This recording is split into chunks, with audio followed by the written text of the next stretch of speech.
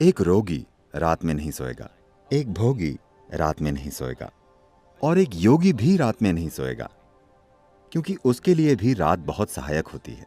रोशनी आपको हर चीज अलग अलग करके दिखाती है। मान लीजिए लाइट चली गई।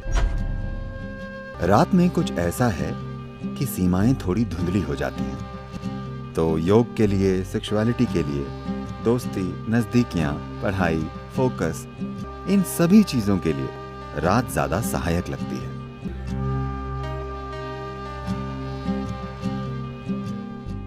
मेरा आपसे सवाल ये है कि ऐसा नहीं है कि मैंने अपने सोने और जागने का समय बदल लिया है और मैं दिन में सोती हूँ।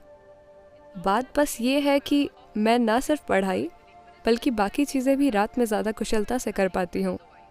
मैं रात में बहुत स्फूर्ति महसूस करती हूँ। इसकी वजह क्या है? धन्यवाद। शायद आप गलत देश में हो।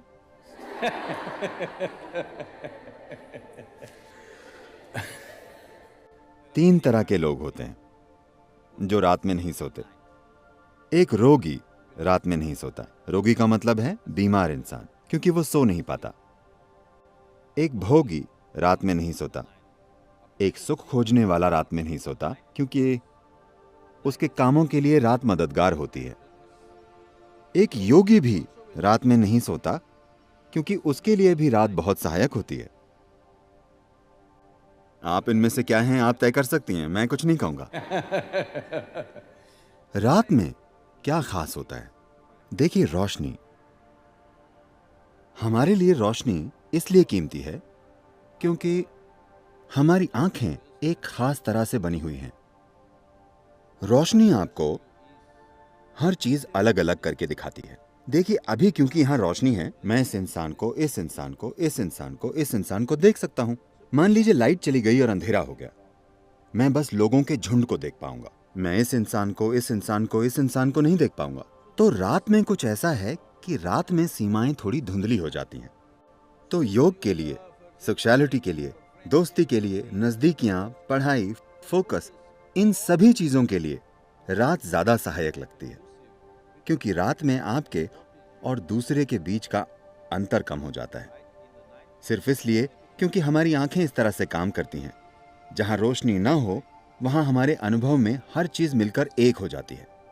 तो एक योगी, एक भोगी और एक रोगी, ये तीनों रात का इस्तेमाल करते हैं। आप भी इसका इस्तेमाल कर सकती हैं। इसमें कोई समस्या नहीं है, जब तक कि आप क्लास में सोती ना हो। अगर आप क्लास में नहीं सोती तो ये चलेगा, इसमें कुछ गलत नहीं है। लेकिन आप इसे आजमा कर देखिए। क्या मैं कुछ साझा कर सकता हूं? मैं कुछ ऐसा था जब मैं सोता था। मेरा स्कूल आमतौर पर सुबह 8:30 का होता था। 6:45 से मेरी माँ और मेरी बहनें मुझे जगाना शुरू कर देती थी। बहुत सी चीजें करनी पड़ती थी। वे मुझे बिस्तर पर उठाकर बैठा देती थी। वे आकर मेरी बाह मरोड़ती थी, ये करती थी, वो करती थी। मेरी माँ ये नरमी से करती थी, मेरी बहनें सख्ती से करती थी। फिर वे मुझे खींचती थी और मेरी माँ टूथब्रश में टूथपेस्ट लगाकर मुझे दे देती थी। मैं उसे मुंह में लगाकर सो जाता था। वे मेरे कपड़े लाकर देती थी और कहती थी, नहाने जाओ, टाइम हो गया है। मैं बाथरूम के अंदर जाता और सो जाता। अगर कोई मुझे ना उठाए तो मैं दिन में 1-2 बजे तक एक पत्थर की तरह सोता था। जागकर करवटें नहीं बदलता था, बस मुर्दे की तरह। लेकिन मैंने 12 साल की उम्र में योग करना शुरू किया। शायद 8 या 9 महीनों के बाद, उसके बाद चाहे जिस भी जगह पर होने पर, चाहे कहीं भी होने पर, चाहे जो टाइम जोन हो, रोज मैं अलग टाइम जोन में होता हूं, लेकिन मैं सुबह 3:35, 3:40 पर जाग जाता हूं, क्योंकि उस वक्त प्रकृति में कुछ बदलाव होते हैं।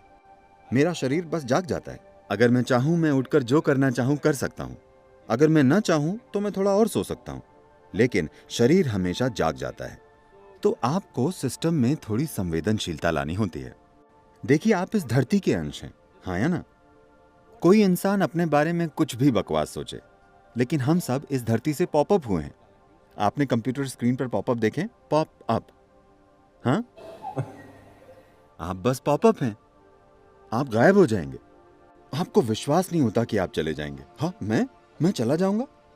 हाँ, वे सारे चतुर लोग, अनगिनत लोग जो इस धरती पर आपसे और मुझसे पहले घूमते थे, वे अब कहाँ हैं? नामो निशान नहीं है, सब मिट्टी हो गए। क्या ऐसा नहीं है? क्या वे पॉपअप नहीं थे? क्या आप पॉपअप नहीं है? पुप पुप। आपको लग सकता है कि आपका जीवन शानदार है वगैरह वगैरह। जहां तक धरती का सवाल है, वो बस अपनी मिट्टी को रिसाइकिल कर रही है। आपको उछालती है और फिर वापस खींच लेती है, उछालती है और फिर खींच लेती है। तो इस जरा से पॉपअप में अहम चीज और सबसे अहम चीज ये है कि आप अपने भीतर संवेदनशीलता लाएं। ऐसी संवेदनशीलता कि जीवन का हर आयाम आपके अनुभव में आ जाए, इससे पहले कि आप मर जाएं। क्या यह महत्वपूर्ण नहीं है कि आप इस जीवन को हर संभव स्तर पर अनुभव करें, है ना? हाँ, है ना? अनुभव का मतलब है, लोग सोचते हैं हमें हर दिन पार्टी करना है। नहीं नहीं, एक ही चीज आप कितनी बार करेंगे? इंसान के जीवन में खोजने के लिए बहुत कुछ है।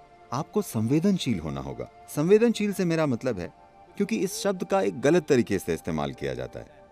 इस मायने में जब लोग कहते हैं अरे वो संवेदनशील है, तो मतलब होता है वो जरा सी बात का बुरा मान जाएगी, है ना?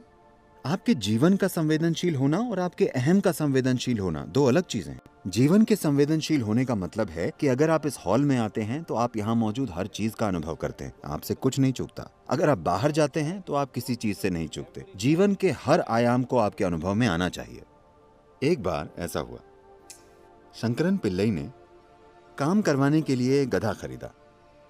जिस आदमी ने गधा बेचा, उसने कहा, देखो ये बहुत संवेदनशील गधा है, आप उसे पीट नहीं सकते, आप बुरे शब्द नहीं बोल सकते, आप गधे को गाली नहीं दे सकते। शंकरन पिल्लई ने कहा, यह तो बहुत अच्छी बात है, हर दिन इन गधों को पीटते पीटते और गालियां देते देते थक गया हूं। इन गधों से काम कराने के लिए मुझे हर रोज घटिया शब्द बोलने पड़ते हैं। मुझे संवेदनशील गधा अच्छा लगा और उसने गधे की संवेदनशीलता के लिए थोड़े ज्यादा पैसे भी चुकाए और उसे घर ले आया। उसने गधे को बाड़े में रखा। कल सुबह उसे घर पर जाना था। वो वहां गया और गधे से बोला, चलिए हमें चलना चाहिए। कोई असर नहीं। He said, please. उसने फिर कहा, कृपया चलिए। कुछ नहीं हुआ। उसने घुटनों के बल बैठकर प्रार्थना की, कुछ नहीं हुआ। आपको उसे गाली नहीं देनी है, आपको उसे पीटना नहीं है। उसे कुछ समझ में नहीं आया तो वो उस आदमी के पास वापस गया जिसने गधा बेचा था। देखो, मैंने गधे से विनती की, गिड़गिड़ाया, प्रार्थना की, उस पर कोई असर नहीं हो रहा है, मुझे क्या करना चाहिए? उस आदमी ने कहा, ऐसा है, चलो मैं देखता हूं। और वो आया। उसने एक ऐसा मोटा डंडा उठाया, सिर पर जोर से मारा, फिर उसने डंडा फेंक दिया और कहा, चलो। गधा पीछे चल दिया।